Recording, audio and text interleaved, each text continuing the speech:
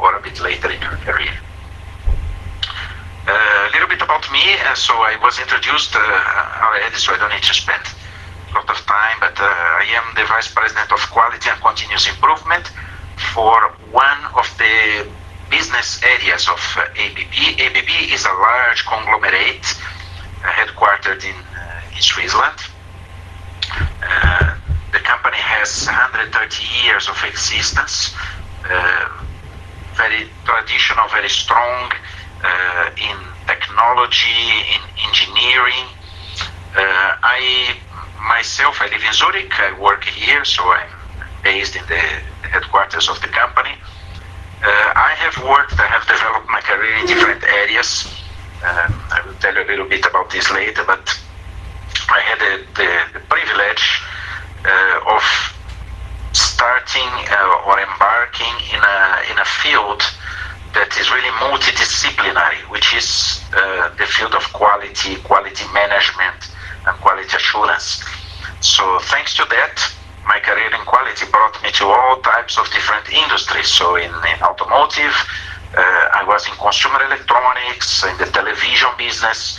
I was working with process control industry.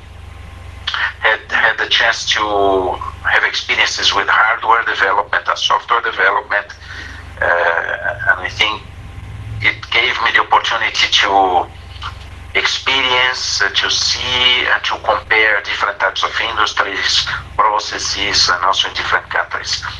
I am a member of the Institute, and I also support another very interesting organization. I would also recommend you to take a look.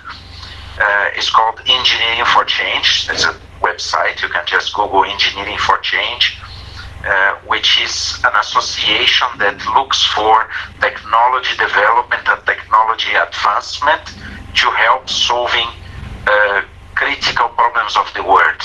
So related to water, related to energy, related to housing. So there are also several opportunities for projects for young engineers who are interested in engaging in social activities and also supporting finding technical engineering solutions for critical problems of the world, of the planet.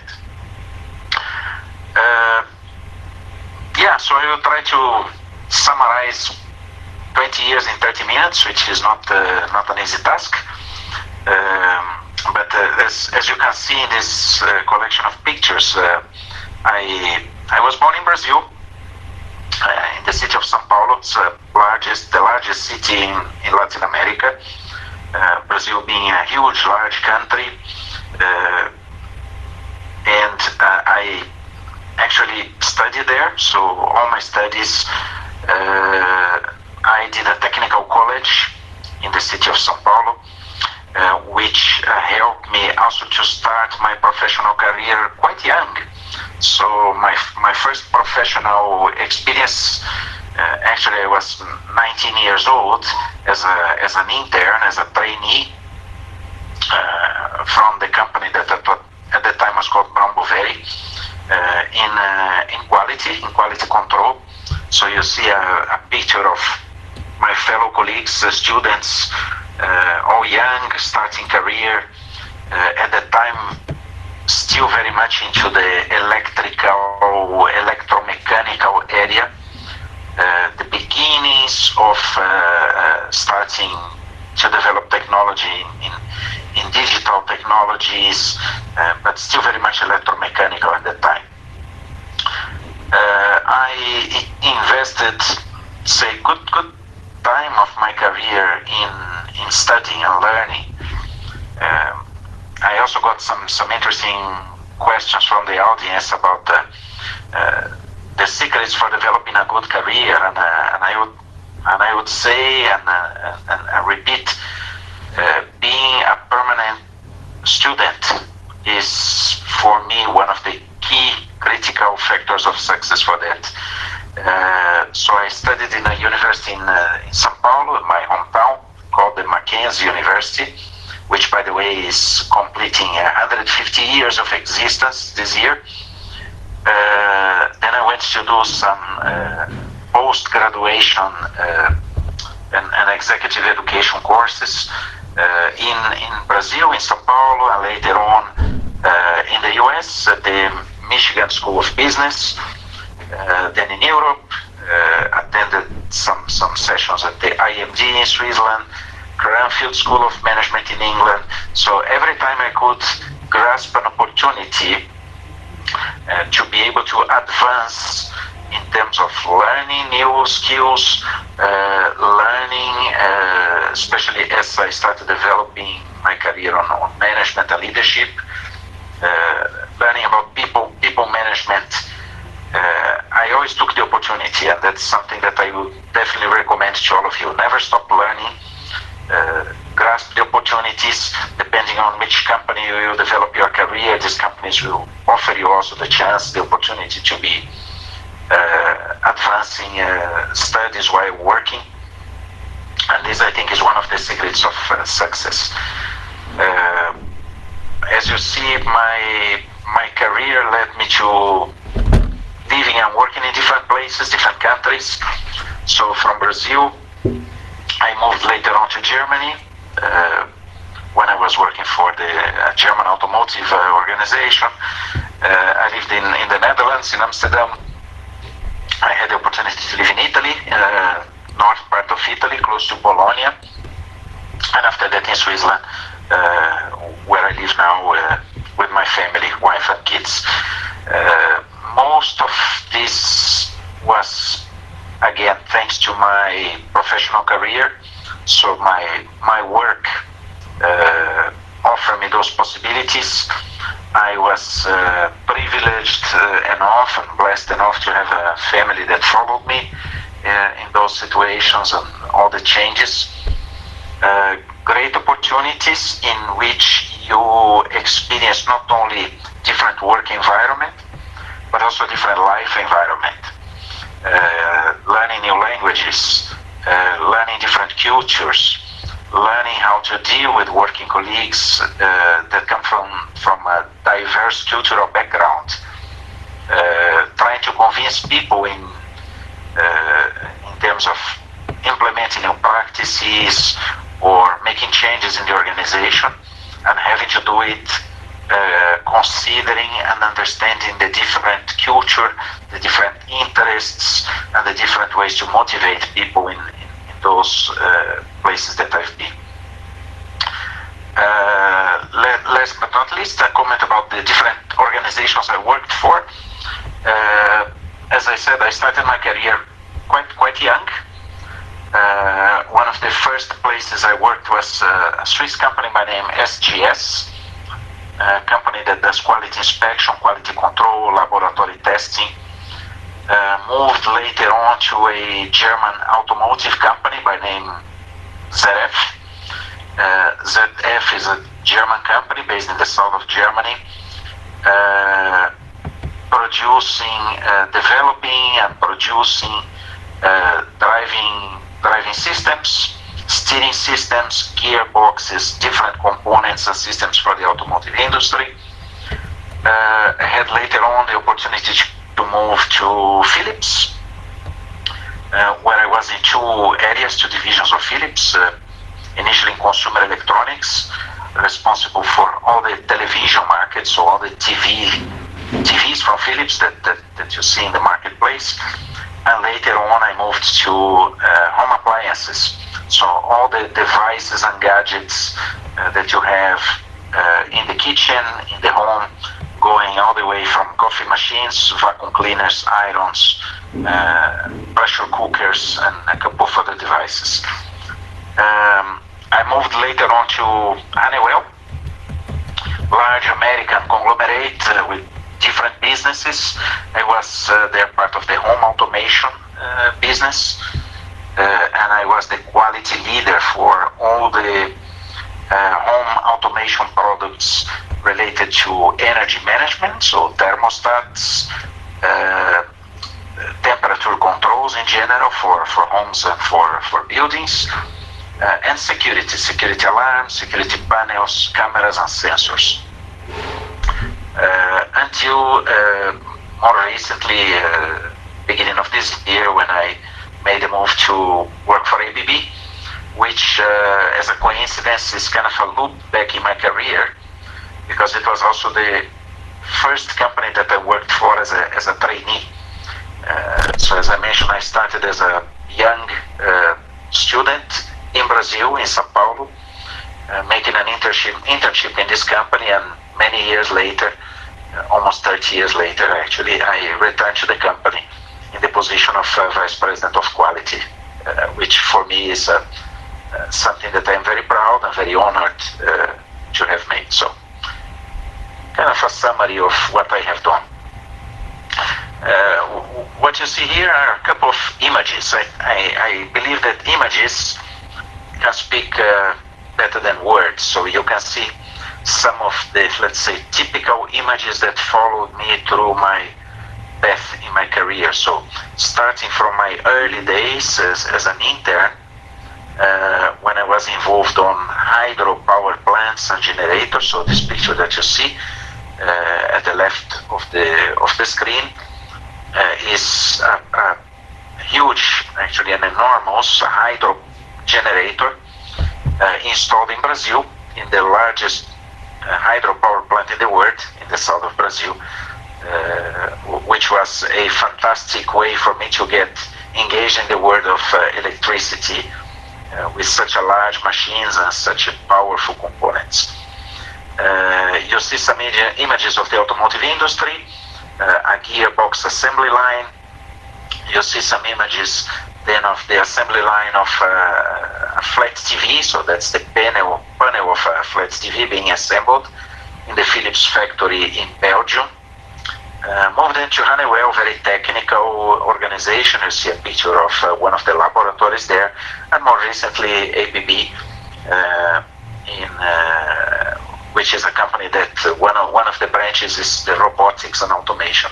So you see an example of the so-called collaborative robots. So those are robots that we install in production lines in factories, and they cooperate, they collaborate with the workers in the factory in an integrated way, in a safe way, and in a semi-autonomous way, helping to, let's say, perform activities that could be either tiring or boring or even dangerous to humans. So a couple of pictures that give you a little bit an idea about what I have seen in the career. ABB is my current employer. As I mentioned, is a large company based in Switzerland. We have over $28 billion of revenue, of sales last year.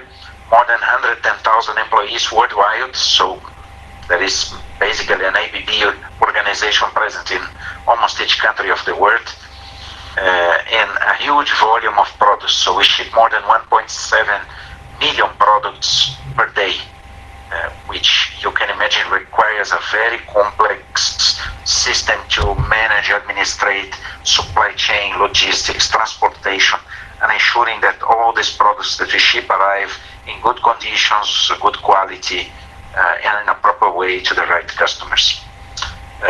It is a very multicultural organization, very transparent, very open, in which I see a lot of opportunities.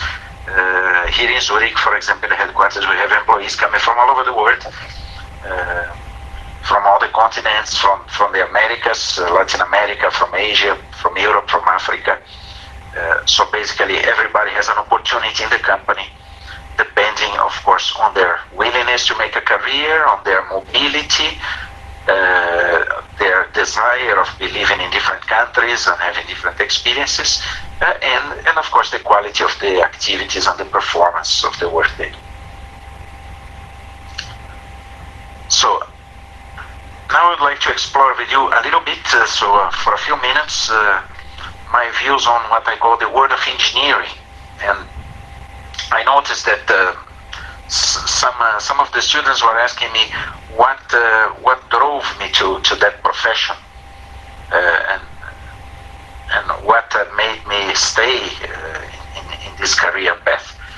And I would say, I think it's my my understanding on how wonderful and how beautiful is actually the world of engineering. It provides opportunities to address really critical areas of the world, really bring progress to areas that are in need, really support solving challenges and problems of all different types of nature, no matter if you are in a mechanical engineer, if you are an electrical or electronic engineer, a software computer engineer, the possibilities and the impact of the work of an engineer is absolutely fantastic in terms of how much advancement we can bring to the world when it's done, of course, in a proper, sustainable way. So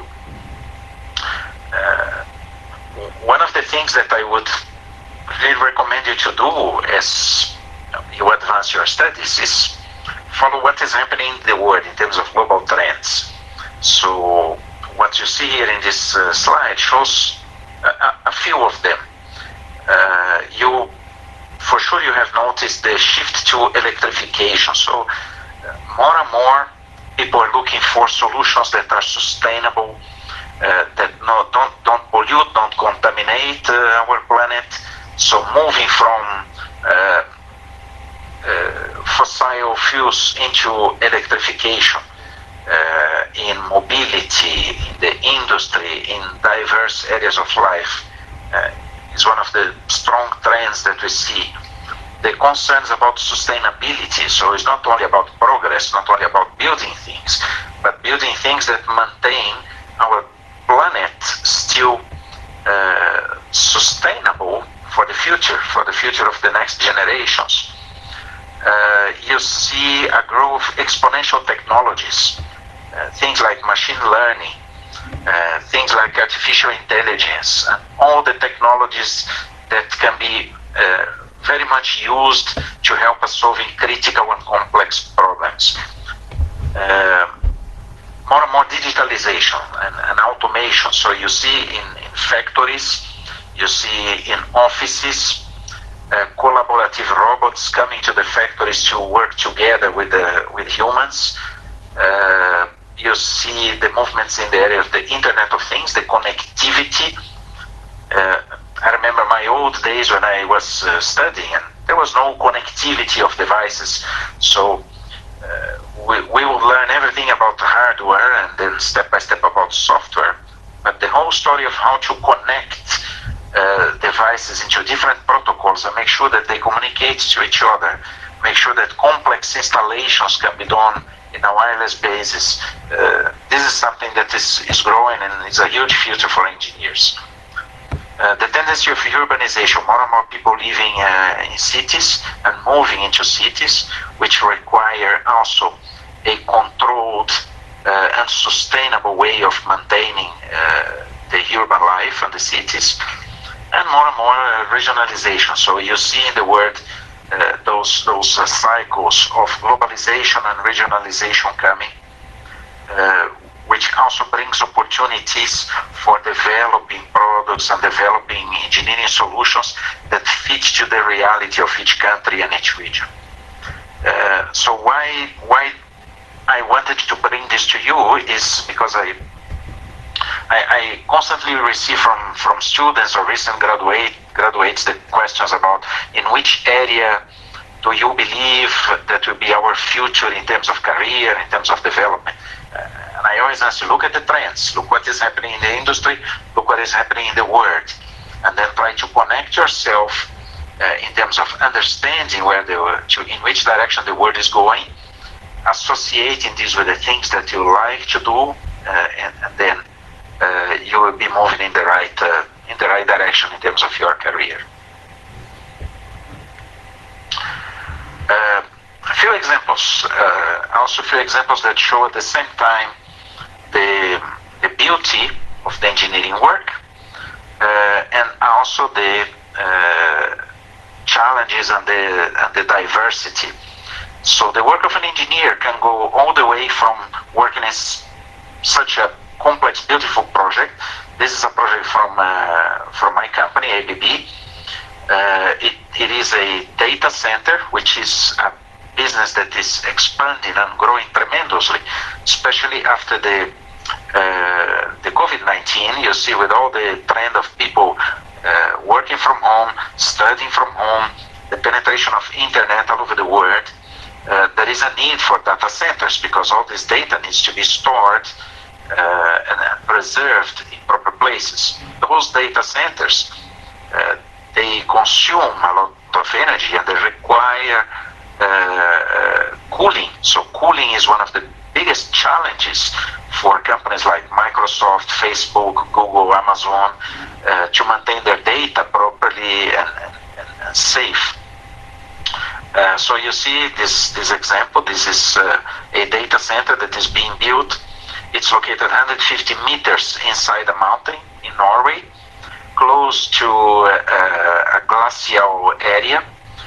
So the project that ABB provides is the full electrical infrastructure that supports the generation of energy through these glacial hydropower stations, and then the whole distribution of the system in conditions that are critical, because you can imagine a data center like this has to be reliable, has to operate 24 hours by 7 days. It cannot stop, and if it stops, we need to have redundancy systems to make it come back immediately, because nobody wants to stay offline. So that's a brilliant project and shows, say, one of the extremes of what engineers can work. But then at the same time, as you see here, there are also projects that you could even look at it and say, wow, that's a simple thing. But if you think about the impact of the work of engineers in such development, this is a project related to potable water.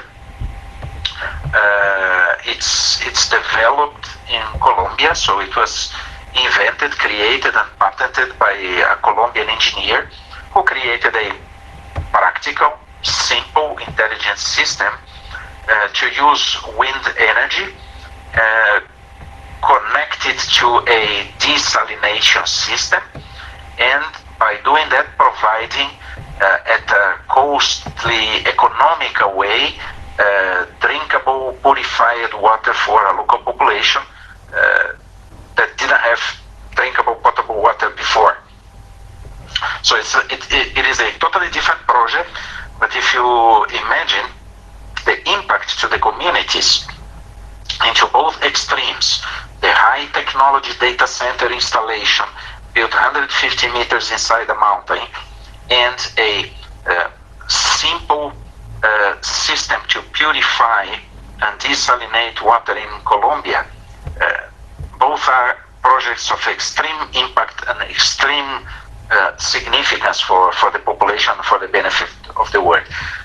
So this helps to answer the question, why did you decide to start in this career and you stayed in that career? I think it's a matter of the value that we bring to the world, the value that we bring to the people, and the potential, the possibilities that good engineers can do in terms of making this planet a better place to live. Now, it is a world full of challenges, of course, but I've learned also in my career that to each challenge corresponds an opportunity. So at the same time, if we flip to the other side, there is enormous opportunities. How do we make sure that we take the chance into these opportunities as we develop in our career path? So I put here a collection of some of my learning, things that I have seen during my career, things that I have learned, sometimes the hard way, sometimes through failure and facing difficulties, but that I would like to share with you in this presentation. So first thing that I will tell you is, no know yourself. So as you advance, as you make progress in your career, it is important to be self-aware and to be honest with yourself, understanding what are your strengths and what are the areas that you are not so strong. And also remembering that you cannot be good at everything, and you also cannot control everything. So understanding this and recognizing that is very important, because this will give you the direction and the awareness of what are the areas that you should reinforce, because those are your natural strengths. So one can be, for example, very good at communication, can have a great communication skills and communication style. So if you learn and if you understand and you can leverage and develop that, this will bring you, of course, great opportunities.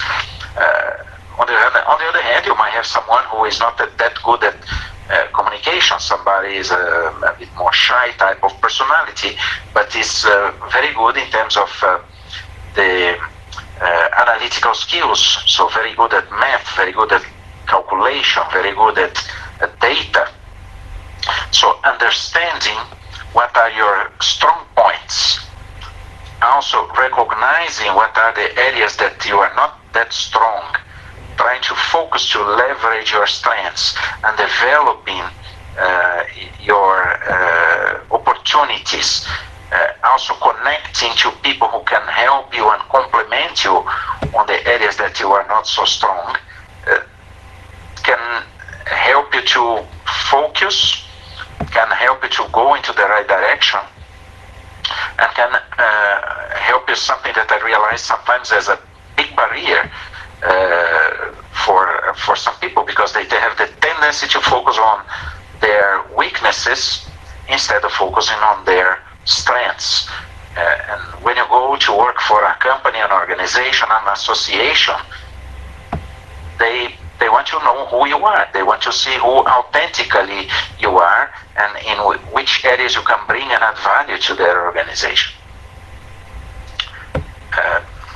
Second point of recommendation is be used and get used to be out of your comfort zone. Have confidence on your strengths, have the awareness of your opportunities, and take the chances. Be a learner, as I mentioned before. Never stop learning, never stop studying, never take things for granted. Things don't happen by itself. As an old professor of mine used to say, cars don't run by themselves, except down the hill. So you need to put energy, you need to accelerate, you need to put an effort on things, and be a participant. Don't be a spectator only. Many people join a company and they believe that since they graduated, since they got a title, life will now just move in an easy and simple way.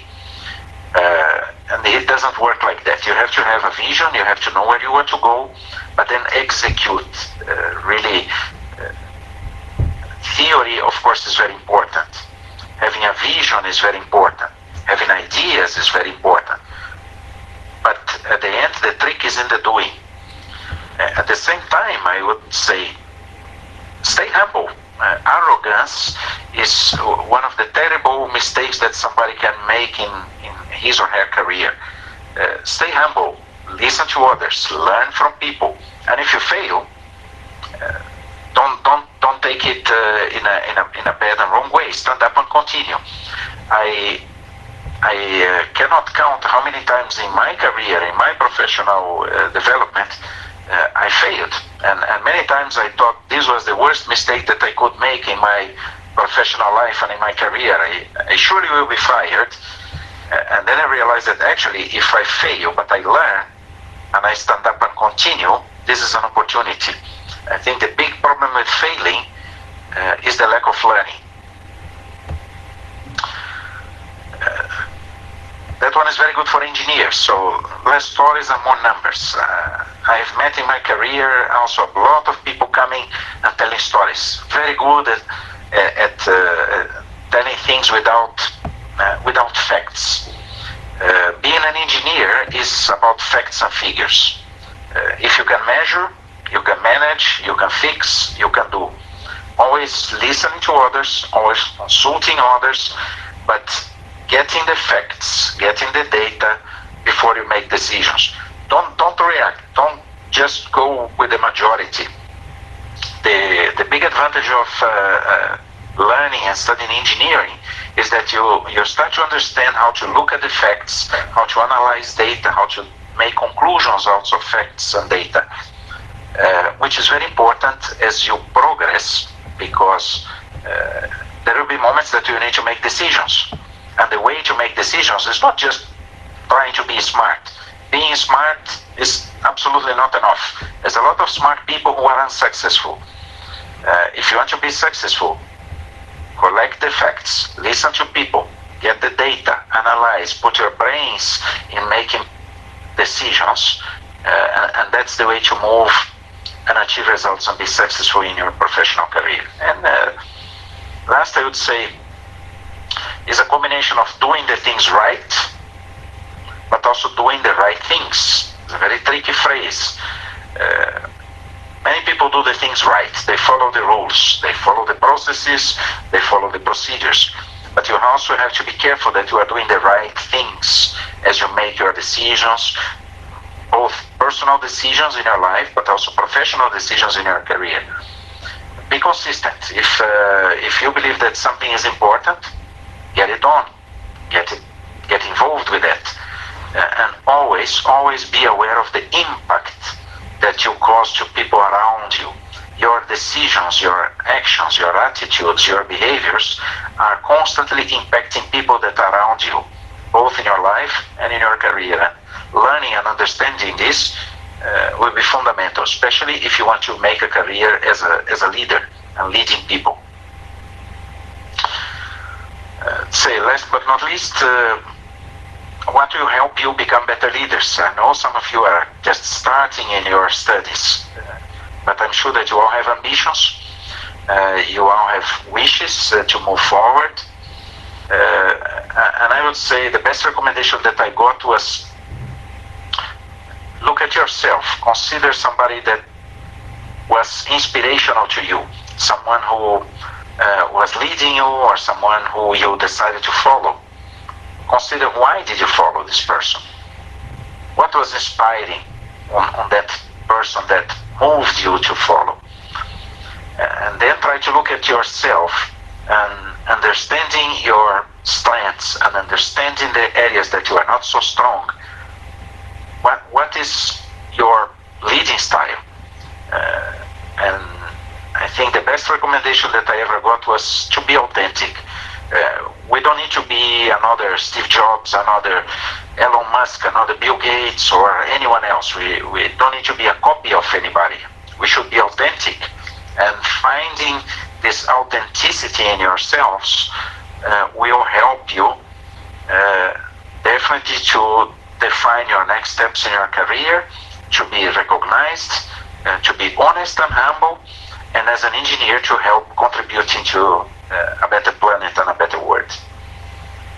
So thank you very much. I think I used my initial part of the presentation, my first 30 minutes, and I am open for any questions that you might have.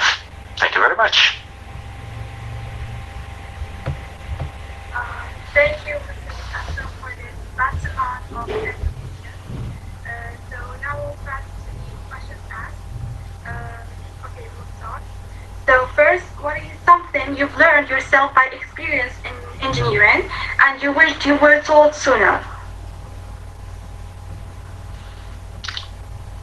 That's a good question, excellent question. I would say listen more and speaking less. I think when we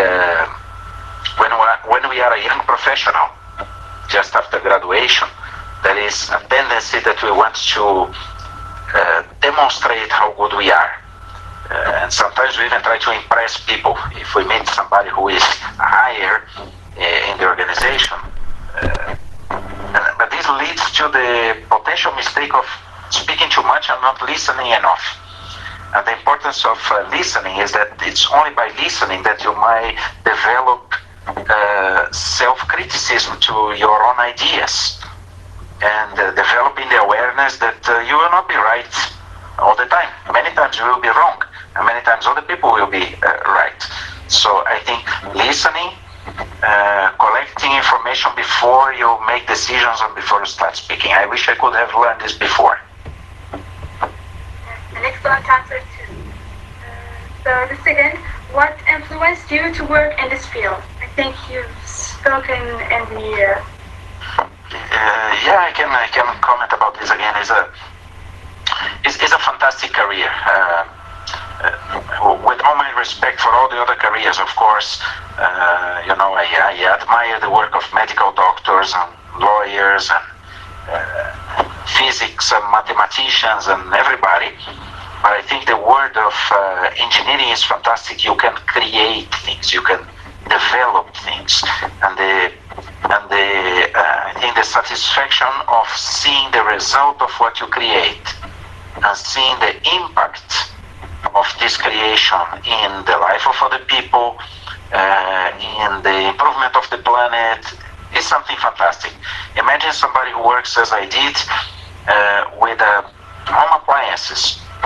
It looks something simple, an iron, a coffee machine, a vacuum cleaner, but when you spend hours and hours and you work hard together with a technical team to develop, to create the best possible iron, a device that will be light for people when they are ironing their clothes, that will heat up quick, that it will be safe, it will not go on fire or explode or put the life of people in danger. And you put a lot of effort on it. And then there is the day that this product is available in the shop. So you go out with your friends or with your family, you go out to the shop and you see there the product that you helped developing. So you really feel the satisfaction. So I think this was one of the big drivers for me, is the pleasure of being seeing the results of what we do. Okay, so you have already talked about leadership. How to manage conflict as a leader? Excuse me, could you repeat? I think I couldn't hear very well. So how to manage conflicts as a leader?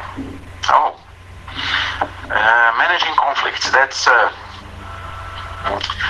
very much part of the job of a leader, I tell you. That's also something that I learned very quickly.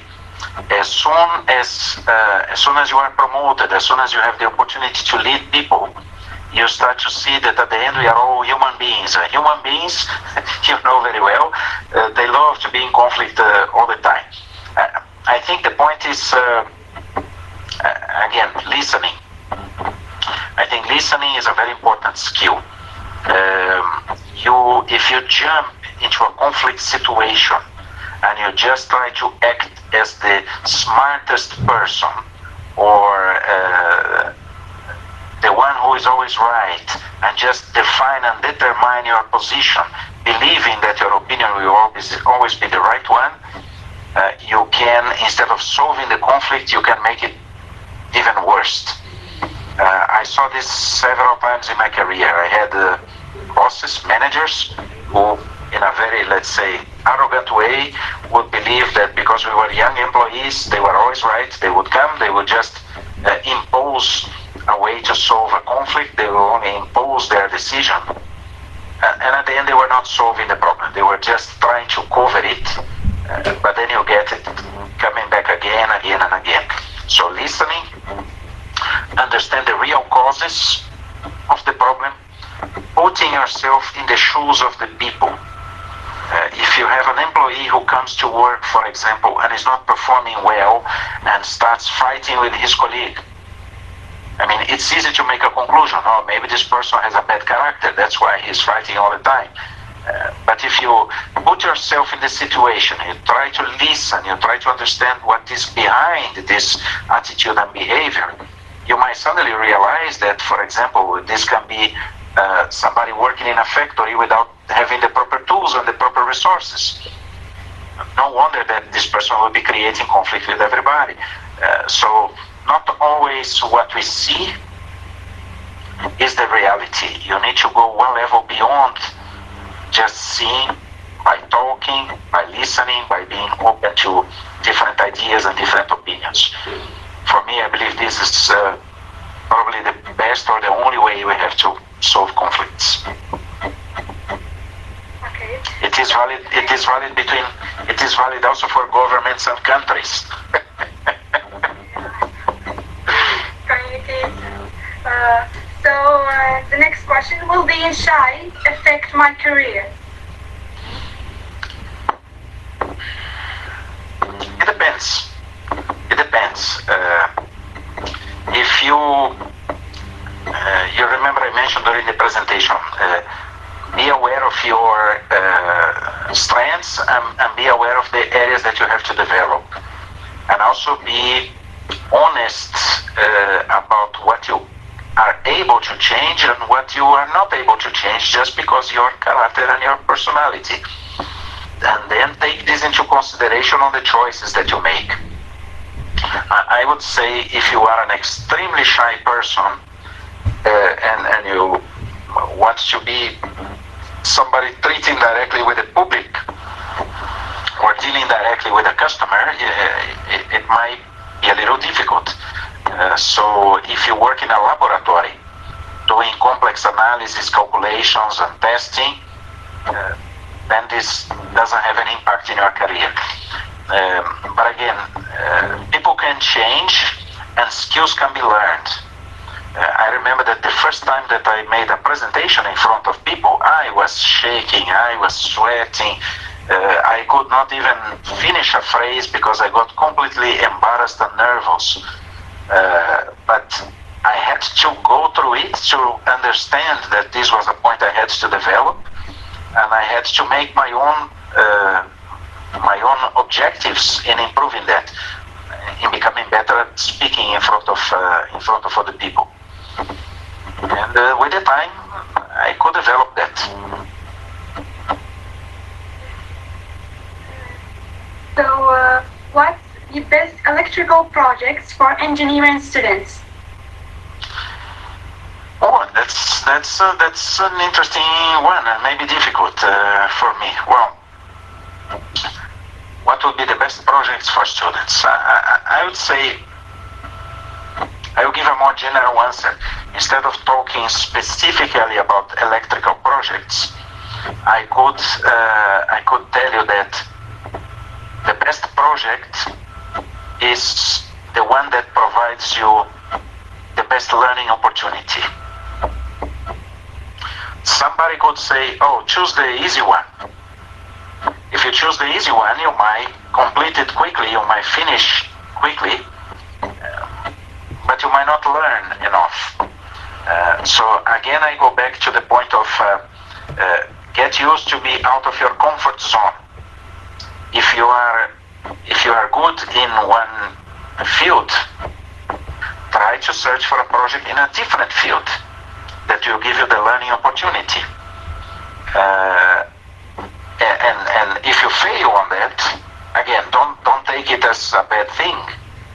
Just try to understand why did you fail, identify the causes, identify in which areas you have to develop, stand up, go and continue and get the next one.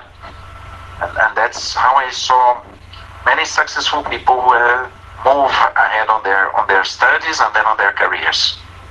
Take the opportunity, take the chance. Don't take the easy way, I would recommend. Very good. So, you've talked about a world full of challenges and also opportunities.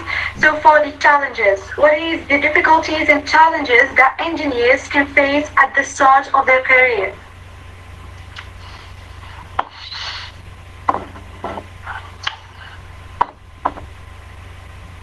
Well, there are many, I would say. situation that I have seen, and that I faced myself as well at the beginning. When you finish your university and when you graduate and you go out to the job market, of course you are very excited, you are very glad, very happy that you finish, and finally you go into the job market and have the opportunity to make a career. But there is a tendency of being very self-confident. Being self-confident itself is not a bad thing. It's important to be self-confident. The problem is when this self-confidence starts to turn into an arrogant behavior. I saw students coming to the job market believing that because they were good students, because they were very smart and clever, because they got good grades, they would expect immediate recognition and a very fast career. And then they had to learn the hard way that is not that easy. You need to be a bit more humble. You need to be a bit more listener. So I think I repeated this word several times during this event. Listen, because it's really a critical point, I would say. So you need to recognize that things are not so easy, and you need to act in a humble way and accept that sometimes people will know more than what you know. Accept that sometimes you will make wrong decisions, and that you need to overcome. So that I think this will be one of the challenges. The other challenge is in the world of engineering. Not always you find good leaders. That's a tough statement to make, but you see that the schools, the engineering schools, they're very good at preparing us technically. We learn technology, we learn theory, we learn math, we learn high advanced physics and several other things. So we become very good on the technical aspects of our profession. We don't learn much about how to deal with people. We don't learn much about psychology. We don't learn much about human relations. And then suddenly you arrive in a new job and you realize that the person who is your manager or your supervisor or your boss is also not very developed on these fields and might not have the right empathy, the right emotional intelligence, the right skills to deal with people. And so many people get frustrated in this aspect, and they believe that they made a wrong career decision because their boss is not a good boss. So this is something that as a young professional you need to understand that you will face. Not all your managers will be the most inspiring ones. Not all your leaders will be the best to deal with people and to understand how to work with you. But independently of that, again, if you want to be successful, you want to continue, you need to accept certain difficulties and certain challenges and move ahead. And if really the boss is so bad that you cannot stand, just quit and find another job. So, in your opinion, what is the best way to manage a business?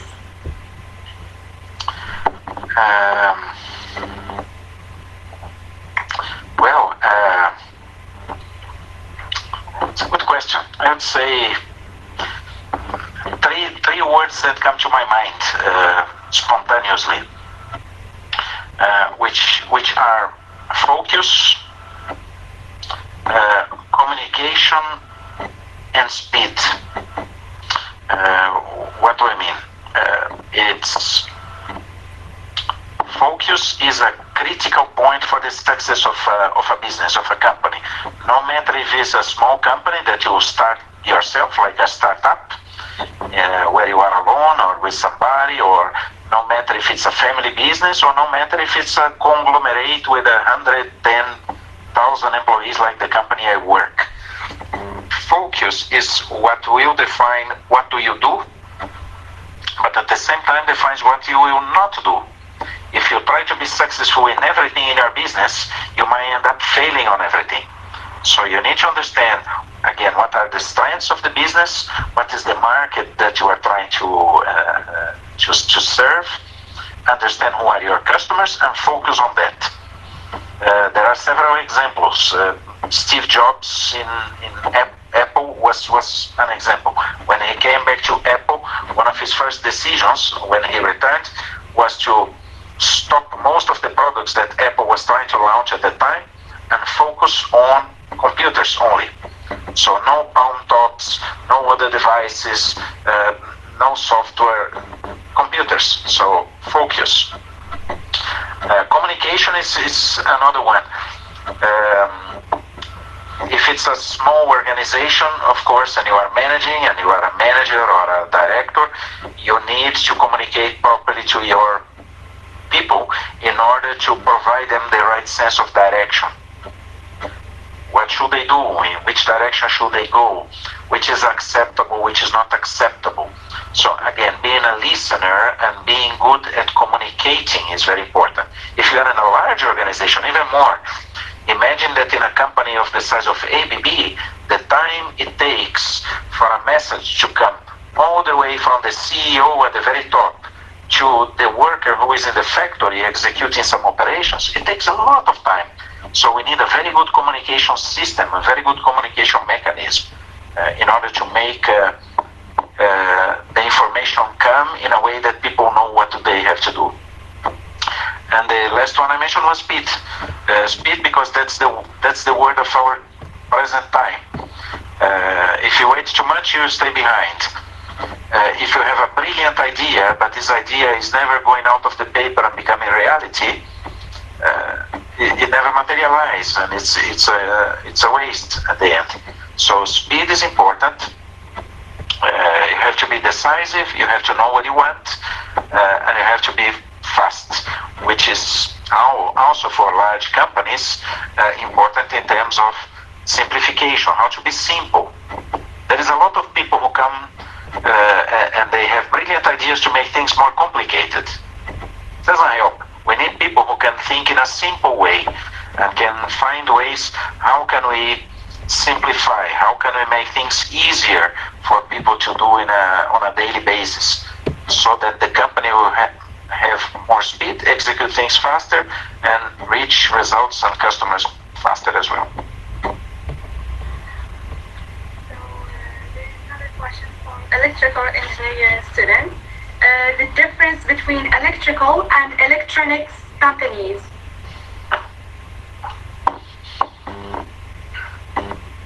You don't see much difference nowadays. That's an interesting evolution between the times that I studied and the current times. I remember that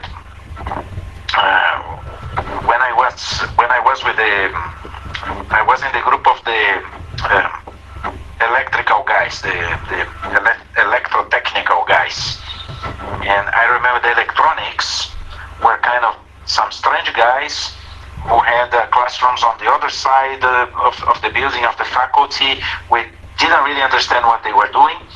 We were very proud because we were dealing with large machines. So we had motors, generators, transformers, circuit breakers, switch gears. We had those big things,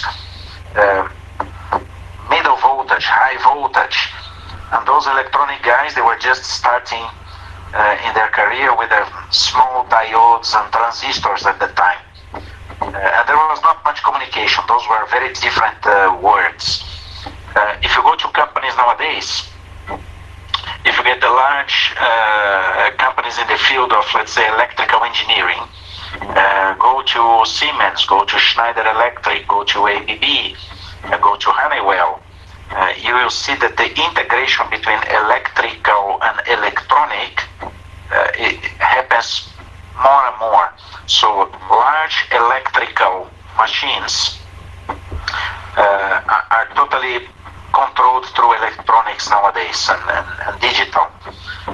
If you get the portfolio of products that I am involved that are related to the distribution of electrical energy, circuit breakers, switch gears, controllers. All these devices are going solid state. They are all going to be controlled by electronics.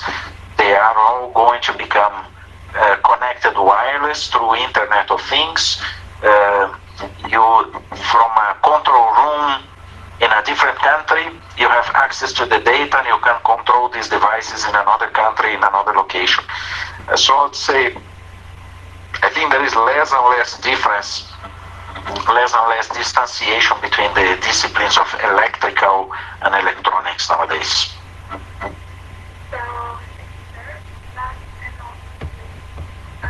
what is the best way to take decisions? I wish I could know.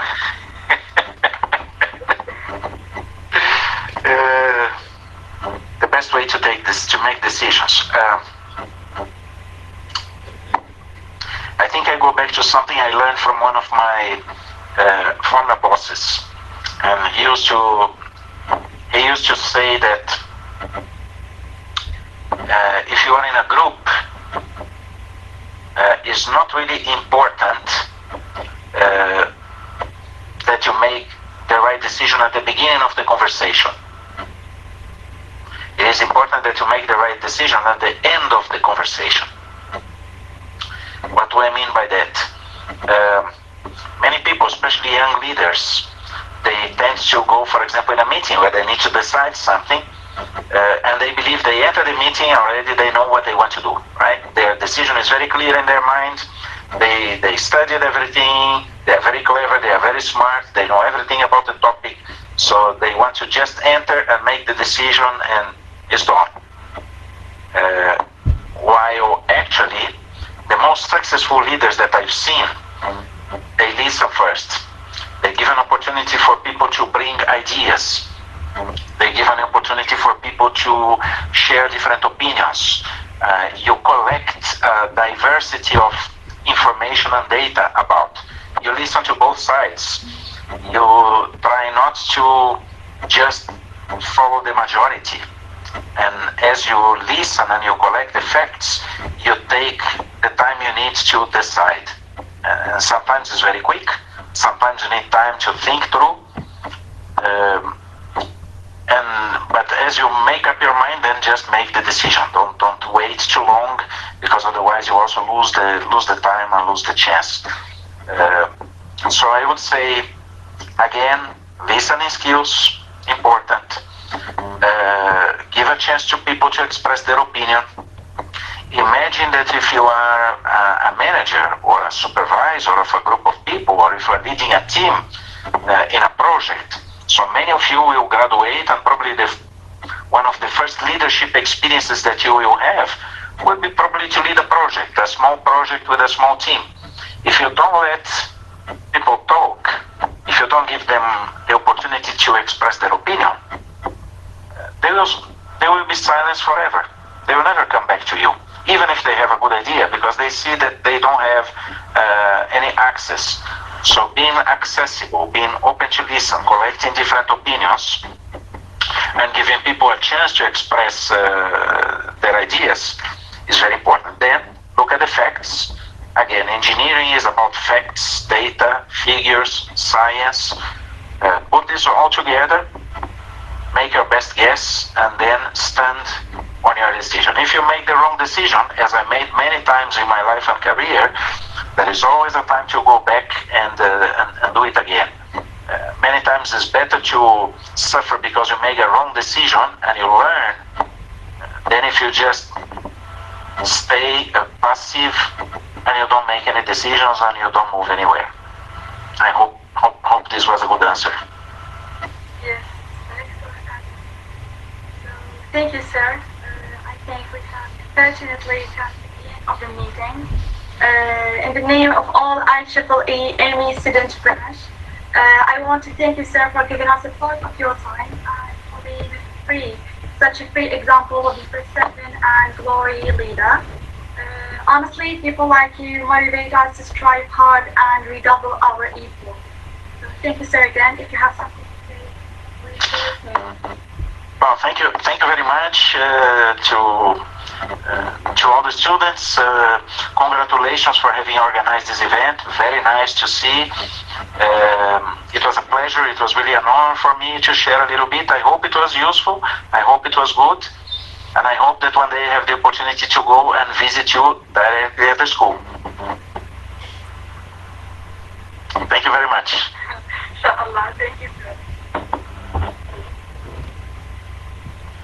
Bye-bye. Goodbye, sir.